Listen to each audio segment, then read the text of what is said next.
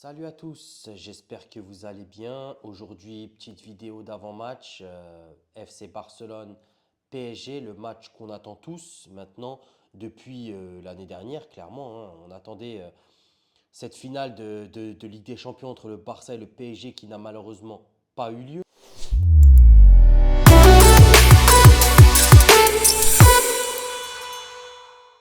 Le PSG qui a terminé cette campagne en étant champion et de quelle manière? 5 buts à 0 face à l'Inter. J'ai pas besoin de vous remémorer. Le Barça, quant à lui, qui s'est vu se faire sortir en demi-finale. Et quelle demi-finale aller-retour extraordinaire, l'une des meilleures demi-finales, je pense, de ces 10 dernières années. Le Barça qui s'est vu sortir, mais qui reste sur une année splendide en ayant réalisé le triplé national et une très bonne campagne de Ligue des Champions avec la meilleure équipe, la meilleure attaque pardon, d'Europe côté Barça. Du coup, ce qui nous donne une hype supplémentaire parce que là, à l'heure actuelle, à l'heure où je vous parle, le PSG et le Barça sont les deux meilleures équipes en forme, que ce soit dans le jeu, que ce soit dans les nombres de victoires. Le Barça et le PSG qui ont un jeu à peu près similaire. Donc voilà, une occasion de rencontrer, de pouvoir assister à une rencontre qu'on attendait l'année. Malheureusement, ça ne sera pas en finale, mais voilà, c'est quand même un match qu'on attend tous. Malheureusement, une avalanche de blessés, plusieurs blessés du côté Barça PSG, un peu plus côté PSG, bien sûr, faut l'admettre. Je crois que côté PSG, on a les blessés sur Dembélé, ça c'est sûr, Doué et Marquinhos. Ensuite, les incertains, on a quasiment le milieu du PSG, hein. Donc là, voilà, faut être un peu réaliste, honnête. Et j'avoue que, voilà, bien sûr que les blessures, voilà, faut les excuses à travers les blessures. Voilà, faut pas chercher d'excuses à chaque fois. Mais c'est vrai qu'au milieu de terrain, perdre son milieu de terrain, c'est vraiment handicapant. Donc je disais côté PSG, les incertains, donc Kvara, on a aussi Vitinha, Fabian Ruiz, Neves. Voilà, ça fait quand même beaucoup. Côté barcelonais, on a Rafinha qui est un élément important, très important du FC Barcelone. On a également Baldé qui est incertain. Normalement, bon, je reviendrai dessus, mais normalement, Baldé qui va faire partie de cette rencontre, mais qui débutera sur le banc de touche, mais ça va quand même nous handicaper. Voilà, malgré les bonnes performances de Gérard Martin, ce dernier, j'ai pas une très grosse confiance en lui, surtout pour les gros matchs et encore moins face au PSG. Donc Rafinha blessé, très important. Juan Garcia, qui était notre mur du début de saison, notre réussite du début de saison, hein. Je rappelle que sans les arrêts qu'il a fait en ce début de saison, on ne serait pas à la place où on est maintenant. Ensuite, on a Firmin, notre 10 du moment, même s'il y a Olmo. Firmin, c'est clairement voilà, le joueur qui est passé devant Olmo ces dernières rencontres. Et Gavi, bon, lui, voilà, je ne vais pas me cacher derrière, je ne vais pas commencer à chercher des excuses avec Gavi. Voilà, on sait très bien que Gavi n'aurait pas commencé la rencontre, voire je ne sais même pas s'il aurait joué face au PSG. En tout cas, toujours est-il que les blessures font tâche sur ce match tant attendu. Mais bon, on espère quand même un match avec euh, une bataille au milieu de terrain entre les deux meilleurs milieux de terrain du monde entier. Côté barcelonais, je vais parler en tant que barcelonais car je suis barcelonais. Euh, un match qu'il faudra prendre au sérieux du début à la fin. Peu importe le score, je dis bien peu importe le score parce que même si, bon avec des si on refait le monde, mais même si il nous arrivait de gagner par exemple, je dirais, voilà, dans un monde où 3-0 face au PSG à la mi-temps ou à la 60e minute, ne jamais baisser la garde, ne jamais baisser les bras, toujours être voilà, défensivement stable, offensivement stable, au milieu de terrain stable. Car justement, hein, l'année dernière et même en ce début de saison, hein, on a bien vu que quand on se relâchait, voilà, les buts pouvaient tomber, la confiance de l'adversaire après un but n'était plus la même. Voilà, ça peut aller très très très très vite.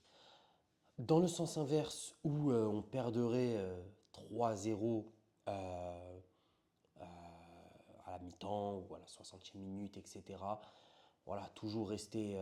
Bon, c'est un match de championnat après, donc voilà, c'est la deuxième journée. Voilà, c'est pas voilà, celui qui perd ce match-là, c'est pas non plus catastrophique.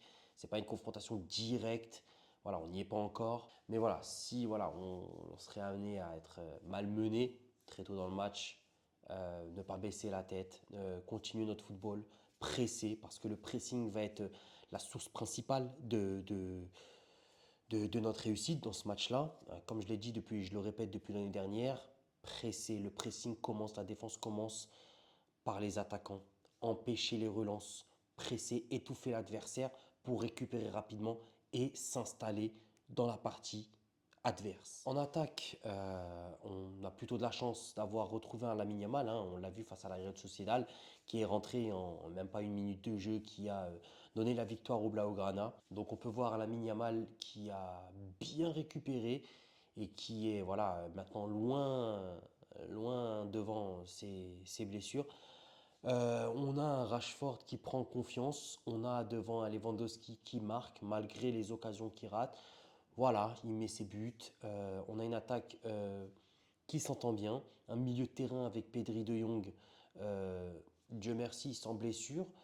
Un milieu de terrain très efficace. Bon, en 10, Olmo qui est un petit peu en plein doute. Firmine blessé, voilà. Mais bon, on n'est pas non plus à plaindre, hein. Je vais pas, voilà. J'aurais pas aimé être dans la situation des joueurs parisiens. Mais c'est plutôt en défense, voire au poste de gardien que je vous avoue que j'ai un peu peur, même beaucoup. Avec tout le respect pour Chesney, voilà, qui a bien dépanné l'année dernière. Je trouve qu'avec le ballon, il a tendance à stresser, à pas être serein. Et ça, voilà, c'est pas Juan Garcia, quoi. C'est pas Juan Garcia, je sais de quoi je parle. Voilà, j'ai un peu peur au niveau du poste de gardien, sachant que la défense n'est pas non plus rassurante.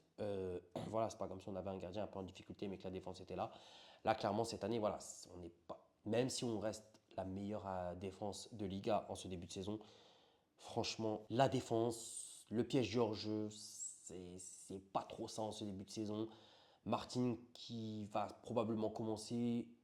Je suis pas trop fan non plus aux flèches du Paris Saint-Germain en attaque. Parce que, hein, on rappelle, hein, les attaquants du PSG, ils sont pas là pour rigoler.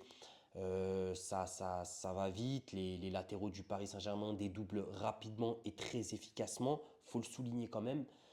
Et voilà, donc faut être présent. Bon, côté droit, Koundé, ça me rassure un peu.